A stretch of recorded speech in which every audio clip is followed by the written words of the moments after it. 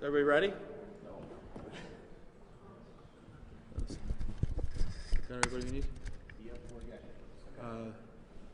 Welcome to the Carnegie Building.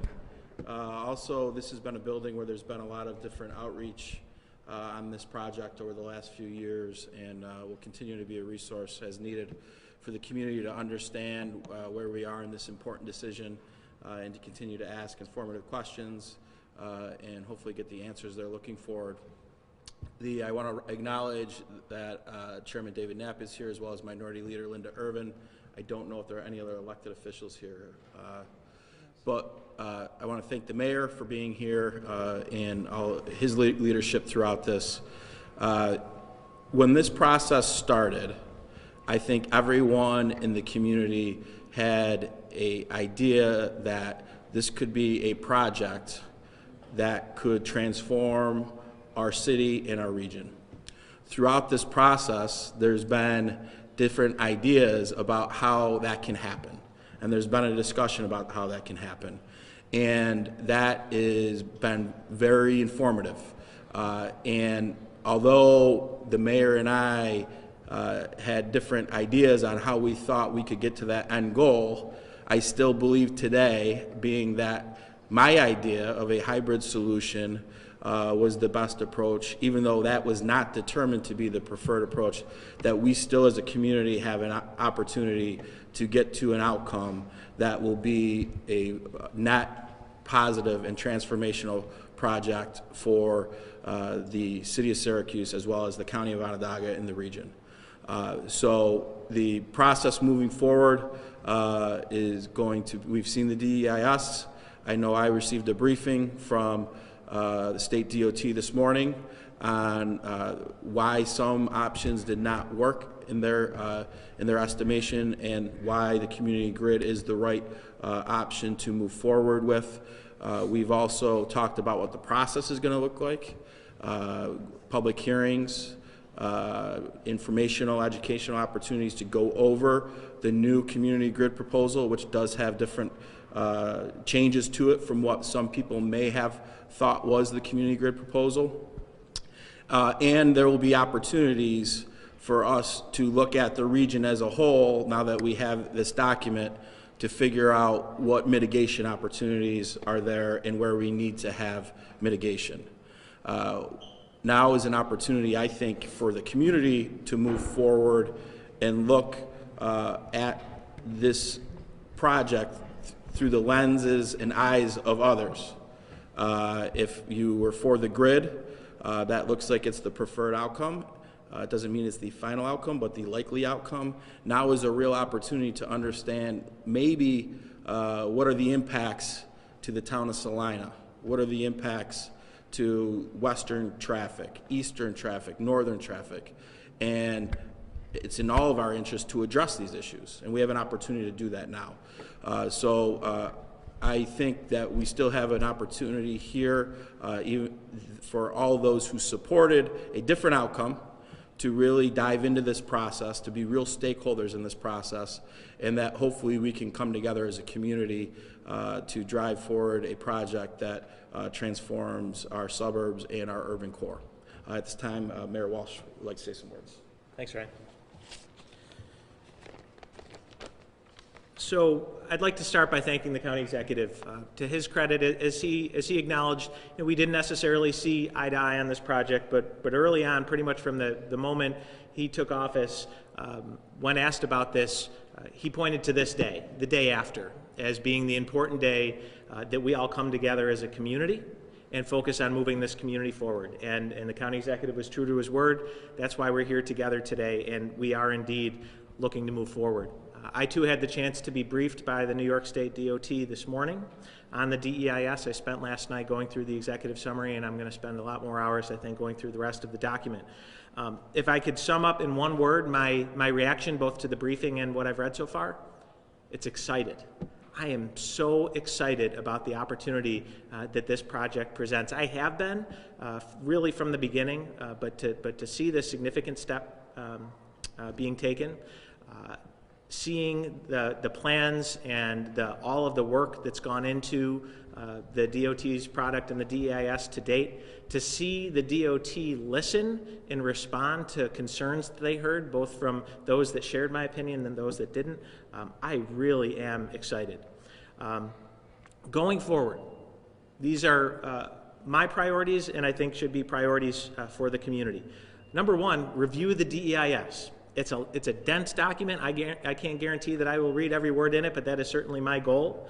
But get the facts. There's a lot of information contained within this document, and we owe it to ourselves to make sure that we are all fully informed. Once we've done that, actively participate in the public engagement process. As much as we would all like to see the project move forward today, this is, as the county executive said, just another step in the process. It's a significant one, but next is critically important. It's that community engagement. So I encourage the community to engage, to attend meetings. There will be, before a formal public hearing, there will be public meetings, and it's critical that the community engages in that process. Finally, as the county executive alluded to, we need to work as a community to make sure that the concerns that are out there are addressed. There are concerns, and these aren't, separated by urban and suburban. I've heard from many people in the city, living within the shadow of 81 itself, concerned about what happens regardless of the outcome, what happens to their homes, what happens to the land around there, and we need to listen to those concerns. We need to listen to the concerns of our suburban neighbors. We've heard them loud and clear throughout, not just with our suburban neighbors, but businesses that have their business model based largely on the existing infrastructure. We need to listen to all of those concerns, but equally as important, to make sure that they are addressed within the final product. Again, I think it's worth restating that for me, those that are living within the shadow of this viaduct, particularly those within the Syracuse Housing Authority properties, those that live on the south side, those that live on the north side, that will be most directly impacted by this project, we must make sure that they are informed and that they are heard, that we hear them. So I raised that specifically with the DOT today, and I'm going to continue to do that. Again, I think hopefully the fact that the county executive and I are standing here together sends the right message, which is that, again, as Ryan has said from the beginning, we are in this together. I've spoken with every member of our state delegation. I've exchanged messages with Congressman Katko, and I can tell you to a person, everyone is focused on moving forward and doing it together. That's what we're here to do. And again, I'm really excited about it. So with that, I think we open it up to questions. Ryan, just a quick question about the fact that, from your point of view, this wasn't exactly what you wanted. Yeah. But as the leader of the county, is your hope that we don't get a lot of blowback from, let's say, people in DeWitt who would directly be affected by this? Is your hope that people kind of say, we've made this decision, this is what we're going with, and let's just move on from this point? Yeah, I think the next part of this process is important because some of the concerns in different communities, and the mayor talked about some in the city of Syracuse, right? And there's a lot of questions still, but part of this process is addressing these concerns. And some of that is going to require investment from the state of New York. We've had these conversations, and some of those will be transportation investments and fixes. Some of that will have to be community development and economic development investments. There are the goal at the end of this project is to have a community that is together and that is not, there are not communities that feel like they were shortchanged, similar to what happened in the 15th Ward before. So that's a challenge, and so that's what the listening is about. Our administration has been working on the day after for about 2 months now, looking at either option and what that means for different communities and how we can get to the end goal, which everybody had at the beginning of this.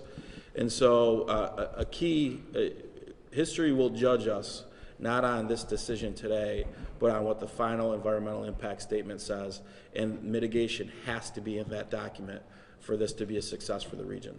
Hey, you bring up the 15th Ward. We journey back in time. We know that there was a lot of racial and social injustice attached to that. What is the DOT saying to the people who live there by 81?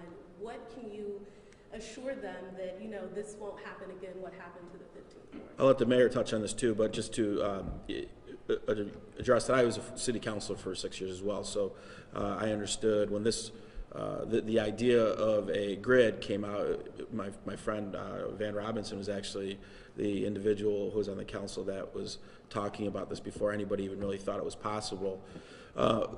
Look at you have the Syracuse Housing Authority there. You have to address housing. You have to educate these communities on that. At the same time, we have to have an honest and comprehensive discussion about what this project means for workforce and for economic development opportunities for some of the residents of these neighborhoods as well. And I know the mayor is very focused in on that.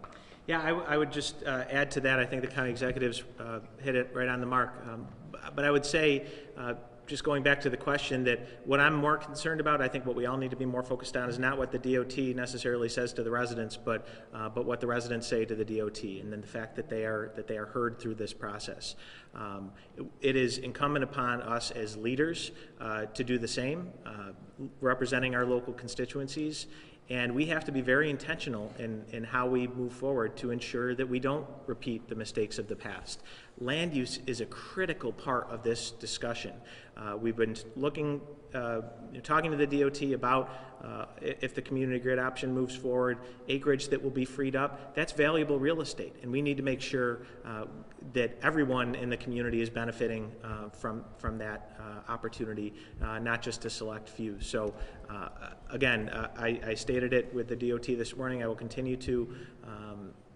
We need to regularly engage with those that are going to be most directly impacted, while still being mindful, again, to the county executive's point, that the impacts of this project extend far beyond the borders of the city of Syracuse.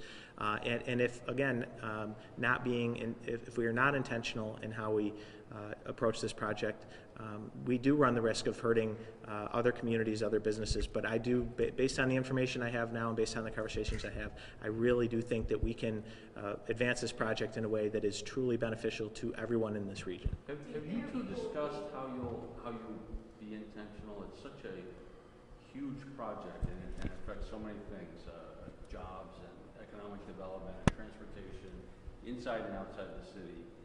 I mean, does this call for like a new department of transportation, or some 81 czar to be appointed, or are you going to pursue this kind of with your existing staffs working the way they work? Or? Yeah, look, I think this is all new. One of the things that we looked at in our briefing today was the infrastructure under the ground, the water pipes and the sewer pipes. When you dig up the street, New York State, are you paying for those pipes? If so, at what point do you pay for those pipes? These are all conversations that are the devil's in the details, and it's a unique opportunity to solve lots of things at one time when you can dig the way that they're going to have to dig.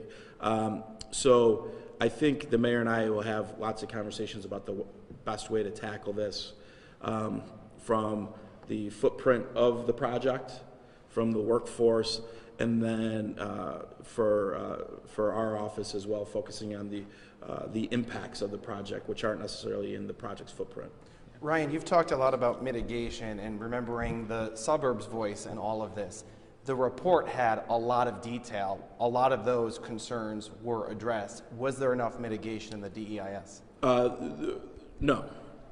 So there needs to be more. And so I think some of the things that were addressed, certainly in this, when you're talking about the flow of traffic coming in from the north and the south, and remember, look, people have heard me say this before, for the same reasons that many of our neighbors in the city want the highway down, so you create that connectivity and that opportunity that's been lost.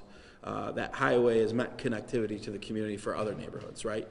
So it's a complicated issue, hence the time and the emotion behind it. But certainly there needs to be traffic calming mechanisms in the western suburbs.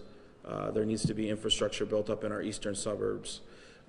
We need to really protect the billions of dollars of investment in our lakefront with infrastructure investments. We need to look at the Salina regional economy and focus on community development and economic development and infrastructure investments there. If you think about it, the town of Salina did not exist the way you see it today. It was farmland until this highway was built, right? So there's been a lot of investment there that is dependent on the traffic. Many communities don't want the traffic. This community actually wants the traffic. So these are all things that are going to take a lot of work, and you know, I think with the right partners at the table and a commitment from the state to really work with us on this, I think we can get the job done. Did they offer that kind of commitment, or was there an opening, a discussion with them about that? Or yeah, there's been a lot of discussions, and I think they need to continue, and we'll continue to advocate. But that's part of the opportunity we now have, right? If you're a town of Salina resident today, you're questioning what this means to you. And whether you live in the city of Syracuse or the town of DeWitt or anywhere now is an opportunity for us to recognize that there's still work to be done, and if we speak in one voice to get the job done, we'll have a better chance of having success. Do you know when the next part begins with public meetings, and is the DOT going to explain to the public? I think the DOT is going to let the week settle a little bit, and then probably come out with some public meetings in the next 6 to 8 weeks. Ryan, do you think a timeline of 5 years is reasonable? Mayor Walsh, you can answer that as well. Do you think we can get this done in 5 years, or is this impossible? This project can get done within that timeline if we come together. If we don't mitigate, if we want to act like this project's done today and there's not mitigation, there certainly will be litigation. That is a guarantee. So but that's part of what the DEIS process is about, right? Listening to these stakeholders, understanding now, okay, so let's look at the data. What can we do to impact this concern and address this concern? And so if we come together, I believe the 5-year time period, which is aggressive, can happen. Yeah, I would just add to that, going to both questions. So based on our conversations with the DOT, obviously, they don't want to be too specific with the time frame. It's been a fluid process up to this point, but it's our expectation that beginning in June, they will begin having public meetings, not to be confused with the formal public hearing, which is part of the formal process, but they'll start likely with one large community meeting, followed by a number of smaller community meetings in different neighborhoods and communities.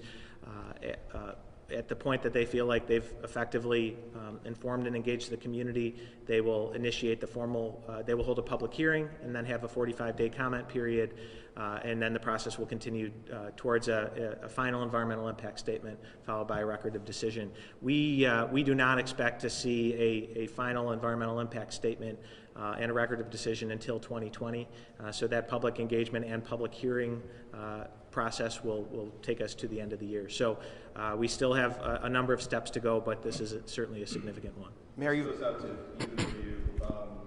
One of the things is traffic is directed away from Salina.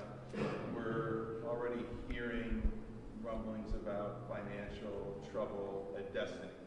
Have the Destiny or Pyramid people reached out to you to express their concerns? Because this means a lot of traffic is going away from like the main mall of the area. Yeah, I think the mayor can talk on this too, but sure. From this we don't need to hear from our constituencies in the Inner Harbor to understand the impact that there needs to be some mitigation or infrastructure improvements, certainly in the lakefront area.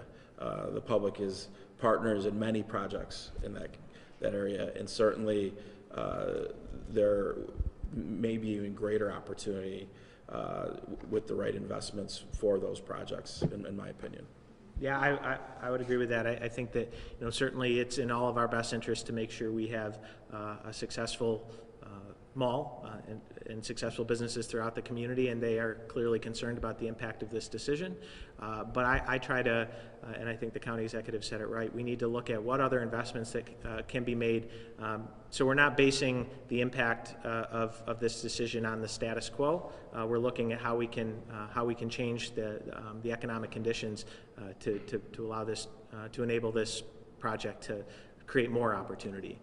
But it's certainly, they're certainly a stakeholder that, that we've engaged with and will continue to. Mayor, this connects to the 81, this connects to the Destiny USA portion of this a little bit. The BL 81, Business Loop 81, I think this is the most detail we've seen about that. Can you explain what that means and how that might mitigate some of the concerns until this point? Well, hearing from the DOT this morning that the idea of a Business Loop 81 was absolutely in response to the concerns that they heard, not just from Destiny, but from other businesses that saw value in having that shield, that 81 shield, as part of their address. So I credit the DOT for coming up with a creative solution to address that concern. I believe it's the first time that something like this will be done in New York State. It has been done in other states and other communities. So whether or not that's sufficient to address those concerns, time will tell. But I think it's a positive step in the right direction, and it's a sign that the DOT is listening. Mayor Walsh, a lot of people go by upstate. A lot of people go by the university itself. We talked to many civilians today that are worried about the traffic. They say the traffic now is really hard to get around and stuff. Do you guys have any plans? I know this is early in the process of what you're going to do with that if this does go through, if construction starts. Well, I think that certainly the short term, during the construction phase, there will be challenges in terms of getting around in the community. We've asked every one of our departments to share information on where they feel like their operations will be impacted by the project, both in the short term and the long term. But I think one of the reasons why I'm so excited after the briefing with State DOT is seeing the level of detail that they have analyzed every single one of the intersections impacted by this project. And the fact is, the data, the DES will show you not only that we can maintain high-speed access in and out of the city, but that the choke points that you referenced that exist today can be addressed in a way that actually improves traffic, particularly around those institutions on the hill. So again, more work needs to be done there, but I was certainly encouraged by the level of detail and analysis they put into it. Mayor, you've been a long proponent of the grid. Was there anything, though, with this detail in this report that surprised you? Something new that you said, wow, this is exactly what we're talking about, or more? I wouldn't say anything that necessarily surprised me, but what I was encouraged by was, again, the fact that the product, the DEIS product, reflects the fact that the DOT has been listening to the community, and also importantly, as much as we're anxious to get to construction, that the process going forward allows for much more community engagement. So again, not necessarily a surprise, but something I was certainly encouraged by. And Ryan, you being here, clearly a representative of the unity you hope comes of people in the county. What do you say to the Save 81 people, the hardline position people, that the interstate has to stay in the current path? Yeah, I think, look at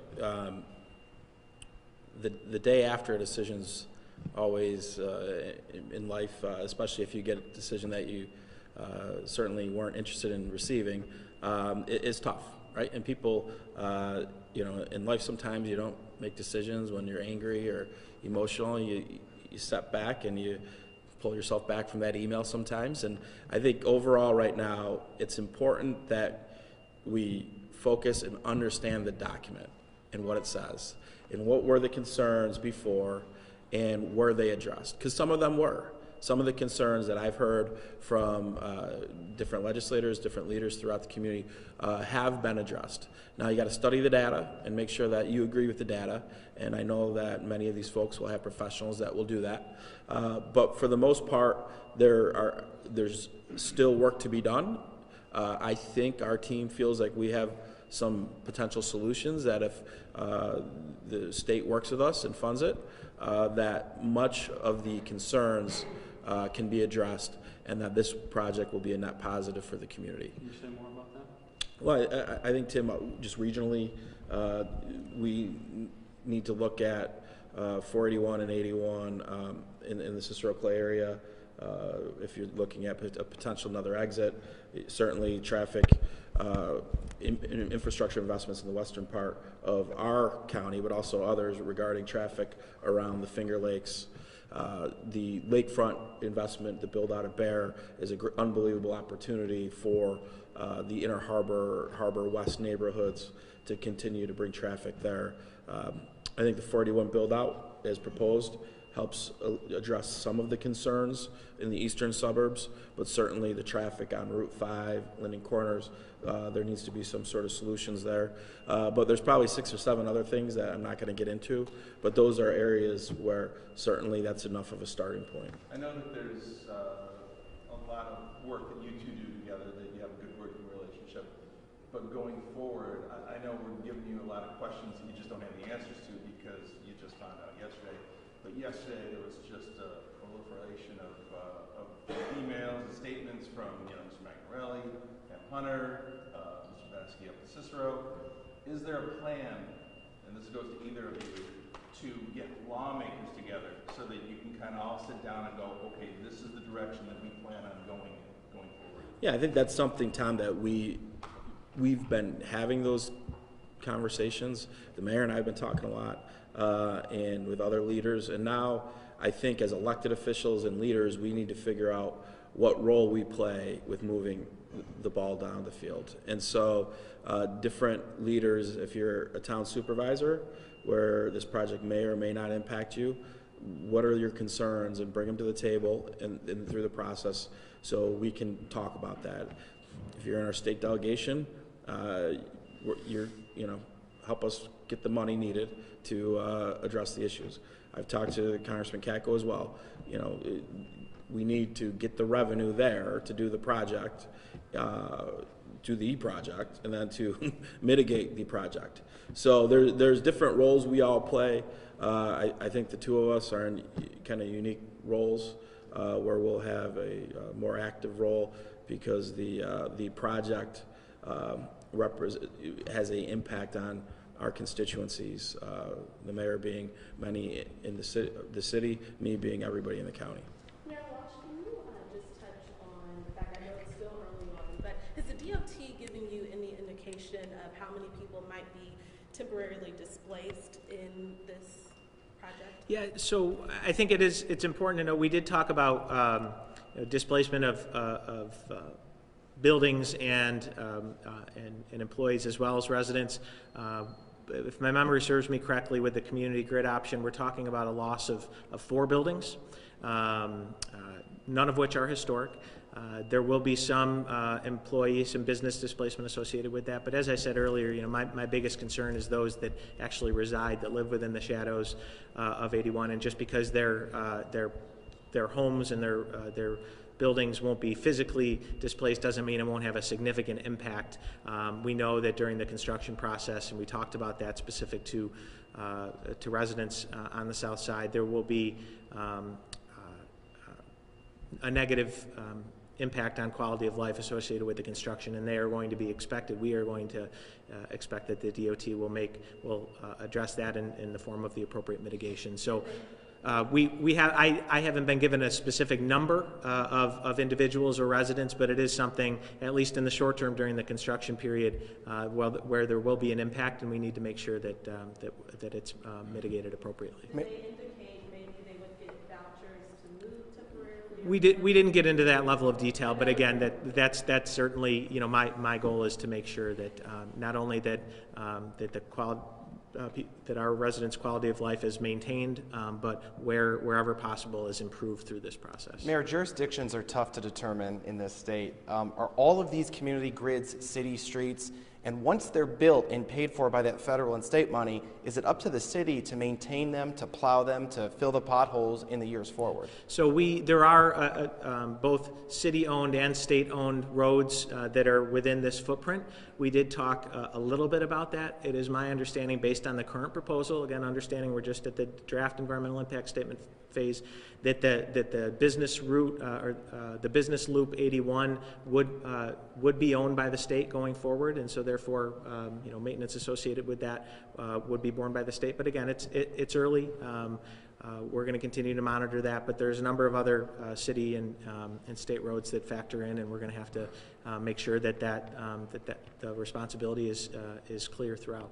There's a lot of technology in this plan. What opportunity does this give all of us to have technology in our streets, traffic, data monitoring and synchronized traffic lights? Well, it's something that we've certainly discussed with DOT, you know, as part of our broader surge initiative and putting in our city and our region in a position to thrive in the new economy and in the tech economy.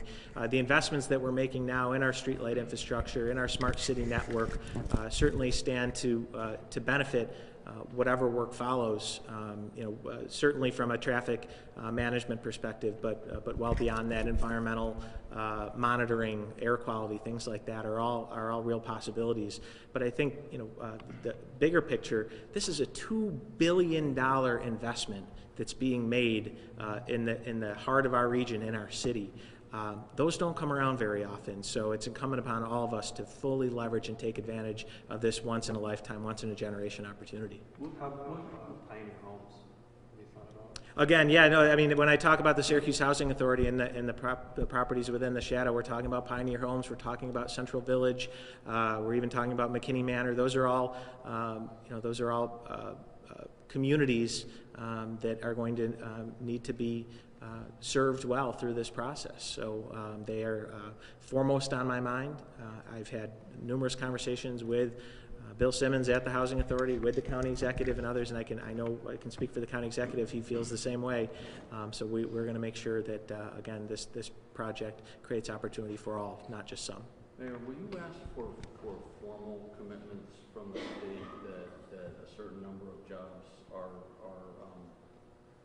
go to city residents? We have certainly discussed, and again, this is something where I think the county executive and I are very much on the same page, focused on ensuring job opportunities for everyone in our community, but specifically for marginalized members of our community, communities of color, women-owned enterprises, veteran-owned enterprises, and we are going to do everything within our power, and there are both state and federal regulations that will influence what we are and are not able to do. But I can tell you, as recently as this morning in our conversation with DOT, we stress the importance of the workforce development opportunity, and we are going to make sure that we do everything in our power to ensure that our community benefits from this opportunity.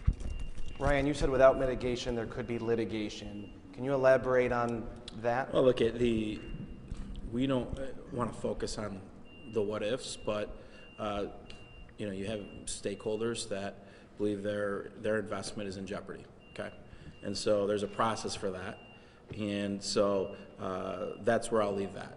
The best way to take advantage of the $2 billion investment in the community is to mitigate away the issues that we can agree that are issues. And that's not only the best way to get the investment, that's the right thing to do. Is if we know there's an issue created by a huge infrastructure project, is to fix the issue. So I think that's incumbent upon us anyways, but it's important that all partners come to the table, and the preferred outcome has been released. That's the path that this process will go down. Mitigation will be brought into this under this preferred outcome. If it was a different outcome, there would be different mitigation that would need to be done. So I think if the stakeholders who feel that they're being impacted in a negative way are heard, and that when investment is called for, investment and plans are there, I think the opportunities for litigation won't be there. Yeah, I don't know if you can speak to this yet, but Blueprint 15, do we know now that this has come down, this announcement, can we elaborate on that and in terms of the timeline, or if that's still going to happen? Yeah, so the Blueprint 15 initiative, which is really focused on the Syracuse Housing Authority properties that we've mentioned, was developed outside of the 81 process and will advance outside of the 81 process, and is still very much in a conceptual stage. The plans are far from concrete, but I would certainly contend that the preferred alternative of the community grid stands to benefit significantly any future development, including what's done through Blueprint 15, for obvious reasons. And so I know that the Blueprint 15 board, and again the residents that are living within the shadow are very much focused on how 81 will impact the future of their neighborhood, and I'm committed to making sure that that's a positive impact. For those residents who maybe can't make it to those public meetings, single mothers, Yeah. with children, working 2 jobs, who just can't go to those meetings, what would you tell them to do in terms of really making sure that their voice is heard? Yeah, again, I would put it back on us that we need to figure that out. We need to go to where people are at. We need to find creative ways to engage. The old model of just holding a public meeting and expecting everyone to show up, we know doesn't work. So we are certainly going to be working with the state to encourage them to try new and creative ways to engage, whether it's through technology and social media, whether it's through knocking on doors, something that a number of our partners in the community are already doing. We have to find different ways to meet people where they are, as opposed to just expect them to show up and to understand everything that we're talking about. Do you anticipate asking the state for control of lands that are freed up by this project, kind of similar to the way the Inner Harbor was developed? I raised the issue of land ownership and control this morning, and while there is no determination at this point or agreement at this point, I made it clear that the city expects a seat at the table as it relates to decisions made about property disposition and development. So again, we agreed in principle this morning that we were going to continue to work on that issue and discuss it, and I'm cautiously optimistic that, again, we will be in a position to influence those decisions, whether it's directly as the property owner or indirectly as a public partner. Who did you guys meet with today? County executive can tell me if it's anyone different. The governor was at my meeting. Was he Yeah, at yours? no, The governor was not there. But regional, I think it's Region 3 DOT leadership, Dave Smith, Mark Frechette, George Doucette, Kathleen Joy, really partners that we've been engaging with almost really from the beginning of this process, and I can tell you they are excited. They've put a lot of work into this, as have their partners, their consultants, some of whom are here today, and they're just as anxious as we are to move it forward. So they led you to believe 2020 for the final EIS? Again, they made it clear that that timeline is fluid, but it is their hope that that in 2020 that's when we end up with a record of decision, and it's certainly our hope as well. Okay, thank you everybody very much. Thank you. You too. What's up, Tom?